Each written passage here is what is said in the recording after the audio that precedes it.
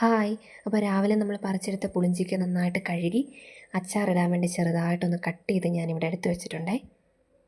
ഇനി നമ്മുടെ അച്ചാറിലേക്ക് ആവശ്യമായിട്ടുള്ള കുറച്ച് കറിവേപ്പിലയും ഒരു 2 വറ്റൽമുളകേ ഞാൻ എടുത്തിട്ടുള്ളൂ കേട്ടോ. 2 വറ്റൽമുളകും കുറച്ച് വെളുത്തുള്ളിയും കൂടെ എടുത്ത് വയ്ക്കാം. എന്നിട്ട് ഞാൻ അരിഞ്ഞ് വെച്ച പുളിഞ്ചിക്ക കുറച്ച് ചൂടുവെള്ളത്തിലിട്ട് ഒരു 5 മിനിറ്റ് ഒന്ന് വെച്ചിരുന്ന് അതിൻ്റെ വെള്ളമൊക്കെ ഒന്ന് വാർത്തെടുത്തിട്ടുണ്ട് കേട്ടോ. ഇതെന്തിനാ ഇങ്ങനെ വെച്ചതെന്ന് വെച്ചാൽ ഈ പുളിഞ്ചിക്കൊക്കെ ഒരു കറയുണ്ട്, അപ്പോൾ ആ കറയൊന്നും പോകാൻ വേണ്ടിയിട്ടാണ് കേട്ടോ. അപ്പോൾ ഇപ്പോൾ ഇത് റെഡി ആയിട്ടുണ്ട്. ഇനി നമുക്ക് അച്ചാറിടാം. അപ്പോൾ അതിനായിട്ട് ഒരു പാൻ ചൂടാക്കിയിട്ട് ആവശ്യത്തിന് ഞാൻ വെളിച്ചെണ്ണ ഒഴിച്ചു കൊടുക്കുന്നുണ്ടേ. അപ്പോൾ വെളിച്ചെണ്ണ നന്നായിട്ടൊന്ന് തിളക്കട്ടെ. വെളിച്ചെണ്ണ നന്നായിട്ട് തിളച്ചിട്ടുണ്ട്. ആ സമയത്ത് ഞാൻ കുറച്ച് കടുക് ഇതിലേക്ക് ഇട്ട് കൊടുക്കുന്നുണ്ട്. കടുക് നന്നായിട്ടൊന്ന് പൊട്ടി വരണം.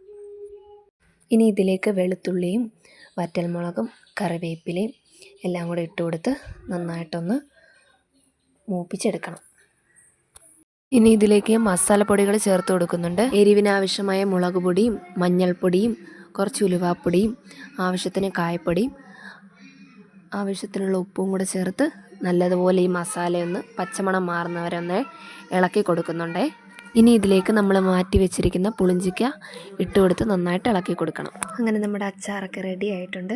അപ്പോൾ ചിലർ ചിന്തിക്കുക അച്ചാറിടുന്ന വീഡിയോ ഇത്രയും വിശാലമായിട്ട് പറഞ്ഞു തരേണ്ട കാര്യമുണ്ടോയെന്ന്. ഒരിക്കലുമല്ല.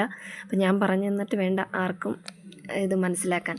എല്ലാവർക്കും അറിയാവുന്ന കാര്യം. അപ്പോൾ എൻ്റെ ഒരു സന്തോഷത്തിന് വേണ്ടി ചെയ്താൽ കേട്ടോ. അപ്പോൾ ഇഷ്ടപ്പെട്ടാൽ എല്ലാവരും എന്നെ സപ്പോർട്ട് ചെയ്യാൻ മറക്കല്ലേ.